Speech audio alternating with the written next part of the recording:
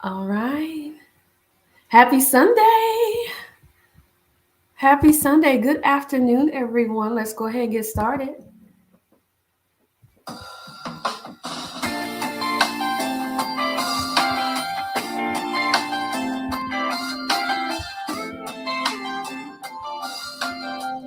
Good afternoon.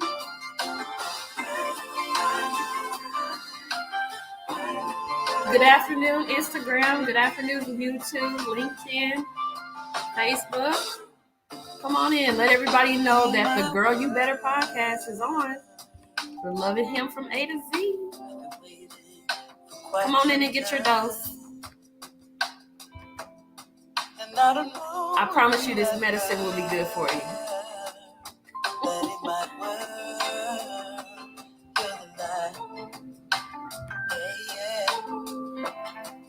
Good afternoon. Good afternoon.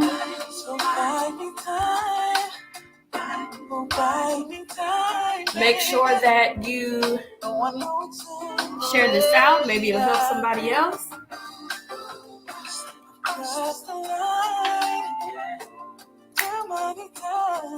Can I ask you for one more chance? Baby, you are my world.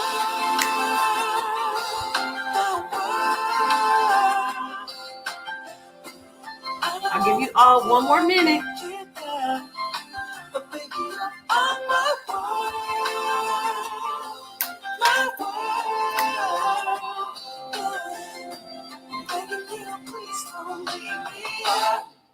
Good afternoon, sis. Everybody knows how I feel now. No secret. It's all you. Y'all got 30 more seconds.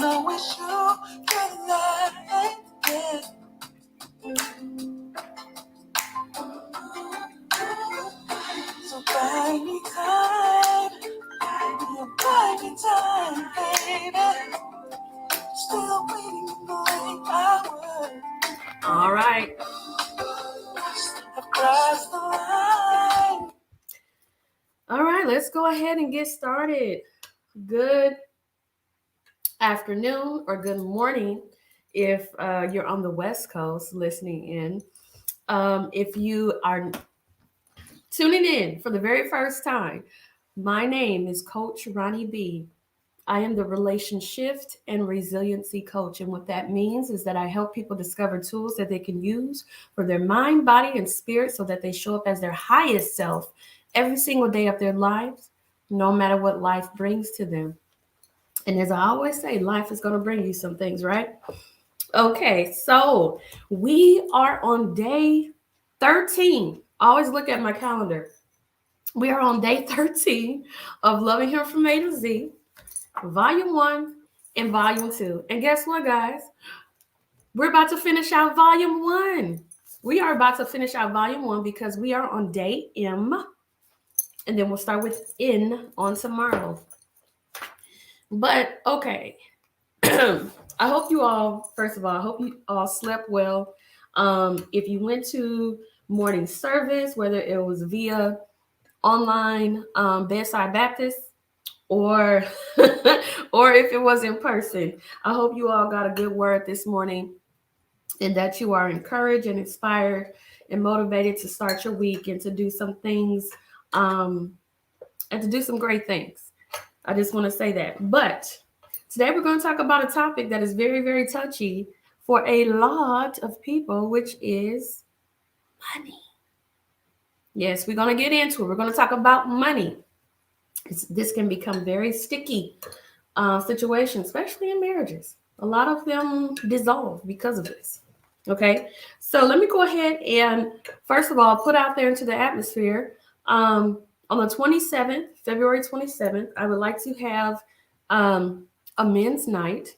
So if you are interested in appearing here with me, let me know because I want to know your thoughts on Loving Him from A to Z.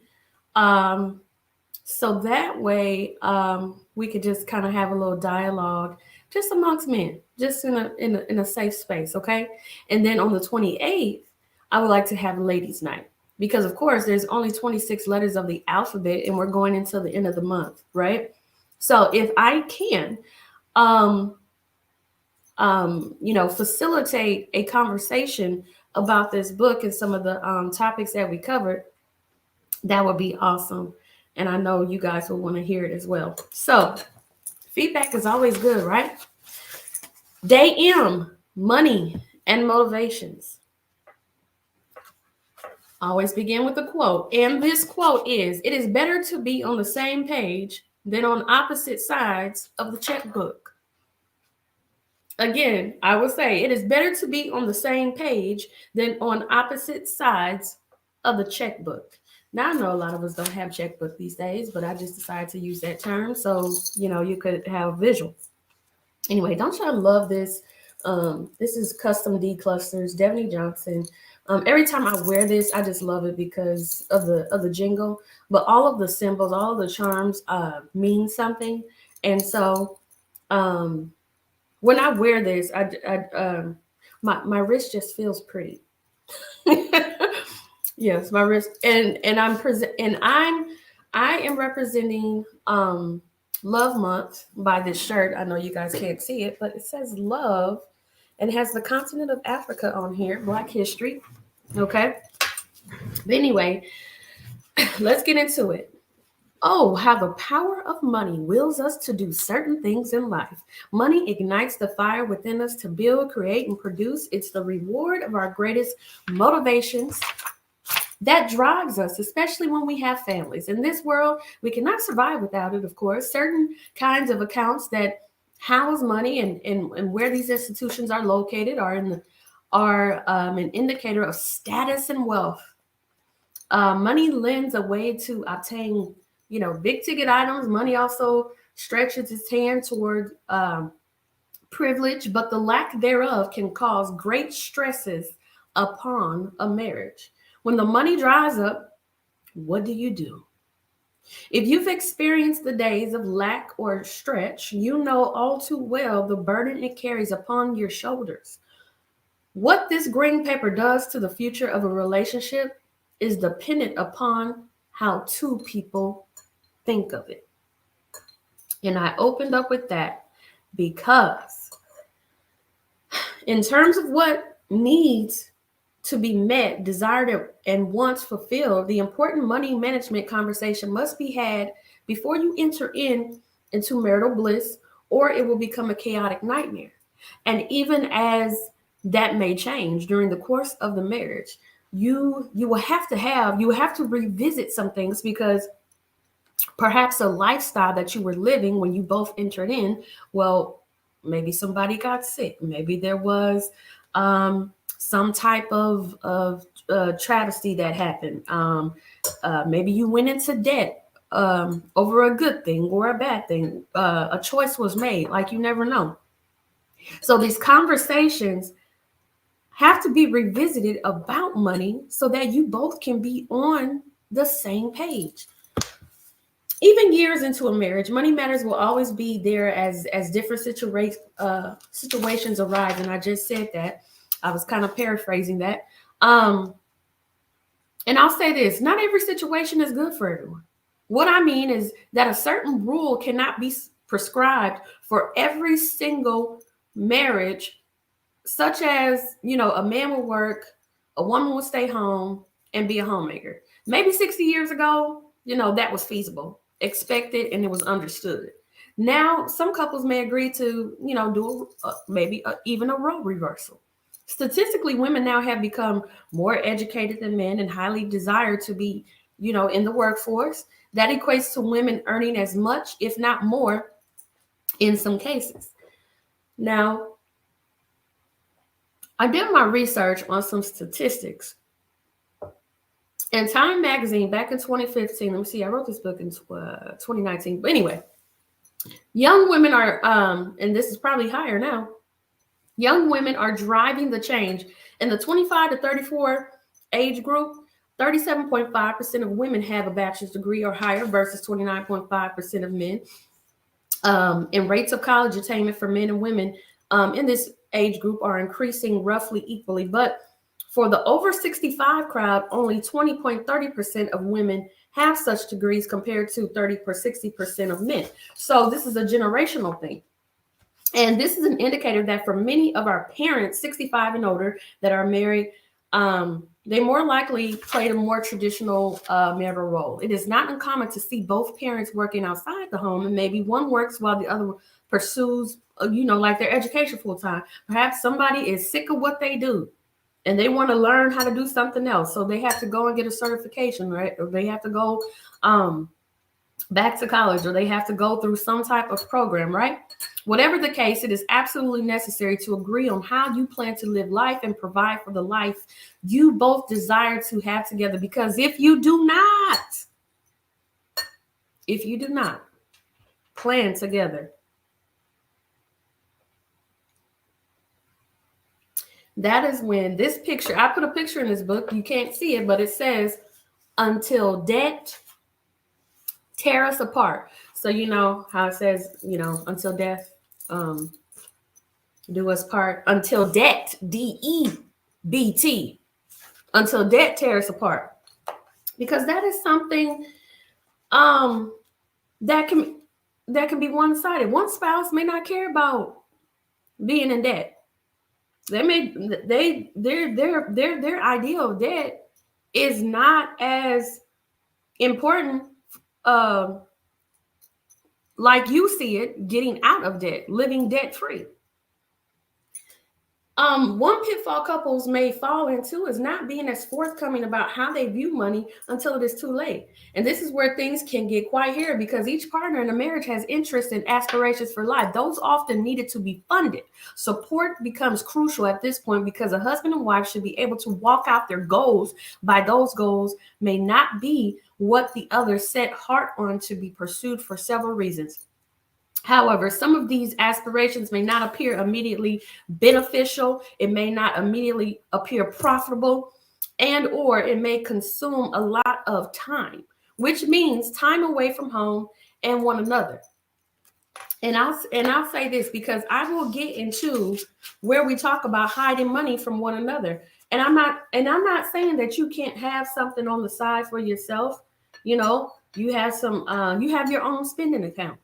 There's nothing wrong with that. You earned your money, bills are paid, everything's good. Why not have your own little spending account? Okay, well, I'll start to go into the reason why this may cause a problem for some when it is not really, disclosed. Okay, so anyway, some couples operate better with not. Okay, no, I gotta skip around. I can't read the whole book to y'all. Let me see. I should have highlighted this. Ultimatums. Okay, so I'll talk a little bit about ultimatums. I have witnessed couples that have compromised and made their choice of provision work for them. I have also seen the tug of war of having to choose between a demanding career and a happy home life. Ultimatums are never fair. They're just not. And letting go of something you love or aspire to do because your spouse refused can be detrimental to your soul. Everybody has purpose. Everybody was born with purpose. Everybody houses something that they have that that they can give to the world. And sometimes those things, I'm gonna be honest with you, they cannot be given up just because I'm choosing you. Because I'm choosing you, now you mean I can't walk out what I'm supposed to be doing? No, that's never fair. An ultimatum should not be given in that in those situations. And letting go of something you love or aspire to do because your spouse refused, absolutely no one should have to give up something they love doing. However, the scenario may warrant it is necessary. Possibly the thought of you making more money may pose a problem.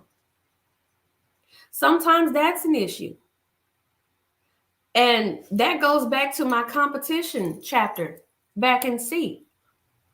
What does it matter? Who's making more money? Well, either way, I pray that we all remain mature enough to accept whomever is bringing home that extra zero or two, and know that they're going to be responsible with it and they're not going to hold it over your head or make you feel some type of way because you don't bring home as much. And it should be viewed as the household's money anyway and divvied up to pay bills, having a savings, an emergency account, and then your own spending accounts. I highly recommend that your aspirations, your savings plans, the way you pay bills or who will pay what, along with short and long-term money goals, be thoroughly explored to avoid misunderstandings. And now debt is another story, but it is part of the money conversation. And the more you owe, the more you become a slave to a master. We all know that. I know we want stuff, but it is wise to go without, especially when we are fighting our way out of debt. Romans 13:8 always involves some scripture. Owe nothing to anyone except for your obligation to love one another.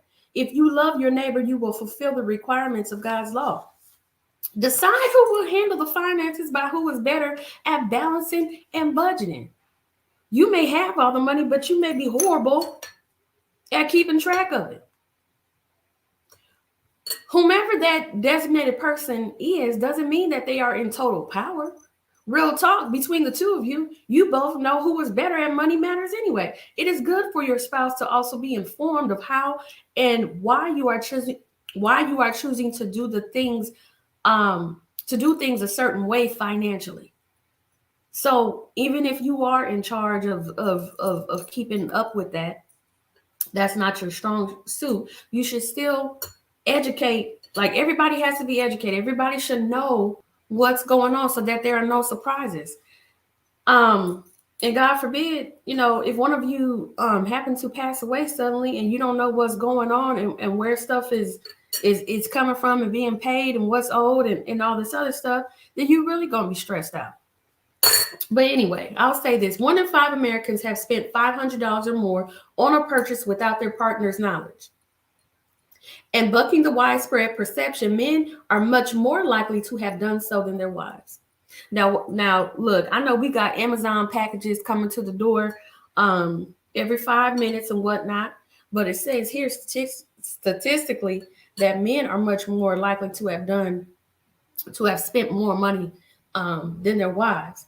So they just low key about it because they may not they may not be buying or purchasing what we're purchasing, and it's so visible and it's so obvious.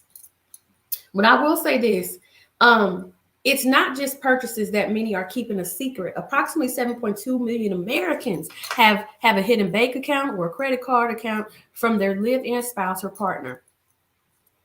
And this says a mouthful about what money does to us. It causes us to lie without the truth or sneak purchases based on the cost and how our spouse may view it. This behavior can be due to the fact or opinion that one person is a saver and the other one is a spender, or maybe some trust issues that wills you to create just, a just in case account, like an escape account. If you truly have some issues that are going on, and so you're putting away, because you're like, girl, I'm about to leave him, or vice versa. I can't do this no more, man. She on one. I'm putting money aside. I'm getting ready to leave. We all know that goes on, right? So, let's just all live our best financial sound life. And don't let too much money or not enough divide your household. Manage it and be a good steward over what God has blessed you with. And honestly, like when it comes down to money and spending, and I know the old joke is what's mine is mine and what's his is mine. I get that. I totally get that. But sometimes, fellas, we keeping something aside. And we do that for several reasons. We don't mean no harm most times. I'm just being honest. Most times we don't mean any harm. But don't be surprised if you find out that, oh, there's a credit card that I'm sure you probably got something too. We all have these desires. And there's nothing wrong with that. It's about communication, once again, and not having these misunderstandings. So, number one, how often do you question yourself on your own spending habits? Number two, would you consider yourself a spender or a saver? Number three, have you hidden or do you hide transactions from your spouse? Why or why not? Do you have the need to withhold information about a separate account that only you have knowledge of? If so, why? Number five, what agreements or conversations have you had with your husband regarding money, bills, and how you feel about money? Number six, do you do your own or spouse's buying habits to be problematic or done mindfully? And provide an example. Number seven, do you have life insurance or an afterlife plan to pay for final expenses? If not, why? And let's talk about it. Let's talk about it, y'all.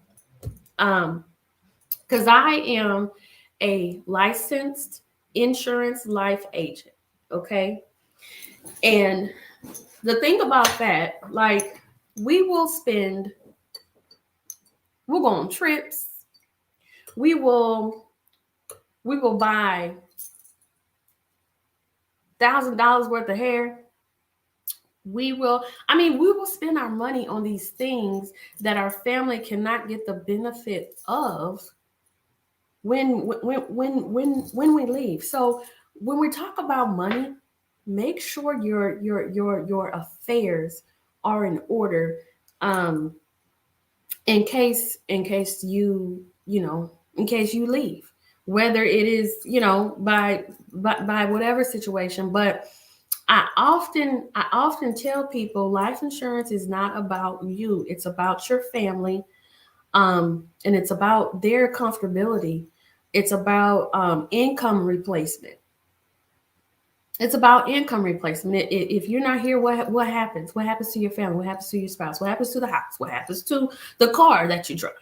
I mean, it's so many things, and not only that, um, it's about that mental. While somebody is grieving, um, you definitely don't want them to have to worry about your final expenses. So it's also good for their mental health. So I'm just saying, while you're talking about money and hiding stuff on the side, I hope you are paying for a policy. I hope you have a policy, and it's one that's not even connected to your job. Anyway, that's another conversation. But since we are talking about money, I had to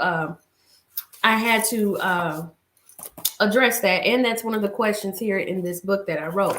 So let's go ahead and end with this prayer. Dear Heavenly Father, in the area of money, I acknowledge you first as my provider and waymaker in season and out of season. I pray that our money matters be something that we not constantly find ourselves troubled over.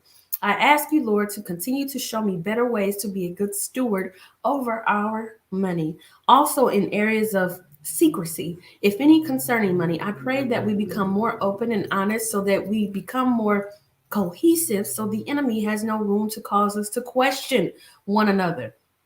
You are our source, God, and give us the resources. Let us sow back into your kingdom so that there is never a lack in the house of God. My motivation to make money, obtain money, create money, or manage money should be lined up with what my husband and I have agreed upon. Whether I work inside or outside the home, my contributions make a great impact in my household. Let us both be able to enjoy the fruits of our labors and have enough for any unseen rainy day. Amen. And guess what, y'all? We are done with the first book. We're done with the first book. So that was 139 pages. We finished that. Tomorrow we'll start on volume 2. If you want the books, once again, they are in the description. They are in the description. Um, they are also in my bio, in my link on Instagram as well. You can go there. But anyway, you all have a wonderful evening. I am going to be rooting for the Rams on today because I feel some type of way about the 49ers. Don't come after me. But anyway, yes, and I will be watching all the Super Bowl commercials, and I plan to eat smart today. I don't plan to pig out on all the usual Super Bowl foods because I still got goals, And I am going to enjoy some things. I really enjoyed my dinner on last night. Like I said, I had some dessert, and it was quite decadent. So anyway, that was my treat for the weekend. You all have a wonderful beginning of your week. It is Monday. Make it a great Monday. So for now, goodbye Facebook, goodbye LinkedIn, goodbye Instagram and YouTube.